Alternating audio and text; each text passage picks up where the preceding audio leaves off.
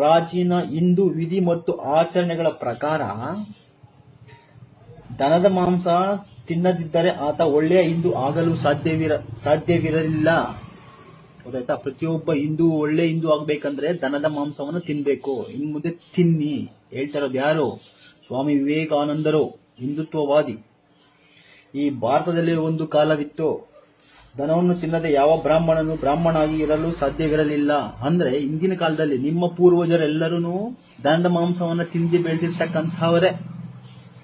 ಸನ್ಯಾಸಿಗಳು ಅಥವಾ ರಾಜರು ಅಥವಾ ಯಾರಾದರೂ ಮಹಾಪುರುಷರು ಮನೆಗೆ ಬಂದಾಗ ಅತ್ಯುತ್ತಮವಾದ ಎತ್ತನ್ನು ಕಡಿಯಲಾಗುತ್ತದೆ ಎಂಬುದು ವೇದಗಳಲ್ಲಿ ನೀವು ಓದಬಹುದು. ಅಂದ್ರೆ ತಿಳ್ಕೊಳ್ಳಿ, ನಿಮ್ಮ ಮನೆಗೆ ನಿಮ್ಮ ಸಂಬಂಧಿಕರು ಯಾರನ್ನ ಬಂದ್ರೆ, ಬ್ರಾಹ್ಮಣರ ಮನೆಗೆ, ಬ್ರಾಹ್ಮಣರು ಅಂದ್ರೆ ಹಿಂದೂಗಳ ಮನೆಗೆ ಸಂಬಂಧಿಕರು ಯಾರನ್ನ ಬಂದ್ರೆ ಅತ್ಯುತ್ತಮವಾದ ದನವನ್ನ ಕಡಿದು ಹಿಡಿ. ಇದನ್ನ ಹೇಳಿರೋದು ಯಾರು? ವೇದಾಂತದಲ್ಲಿ ಹೇಳಿರ್ತಕ್ಕಂತಹದ್ದು. ಇಷ್ಟು ಮಾತುಗಳನ್ನ ವೇದಾಂತದಲ್ಲಿ ಹೇಳಿದ್ದಾರೆ ಅಂತ ಸ್ವಾಮಿ ವಿವೇಕಾನಂದರು ಉಲ್ಲೇಖ ಮಾಡಿದ್ದಾರೆ. ಹಾಗಾದ್ರೆ ಇನ್ ಮೇಲೆ ಏನ್ ಮಾಡಬೇಕಾಗಿದೆ? ಈ ಹಿಂದುತ್ವವಾದಿಗಳೆಲ್ಲ ದನದ ಮಾಂಸವನ್ನ ತಿನ್ನಬೇಕಾಗಿದೆ.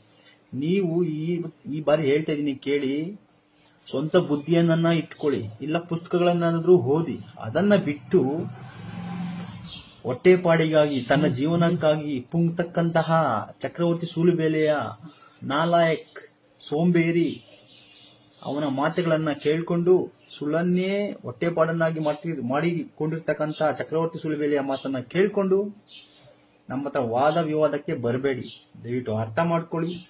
ತಲೆಯಲ್ಲಿ ಇರ್ತಕ್ಕಂಥ ಸಗಣಿಯನ್ನ ತೆಗೆದಾಕಿ, ಅಯೋಗ್ಯರ ಭಾಷಣಗಳನ್ನ ಕೇಳೋದನ್ನ ಬಿಡಿ.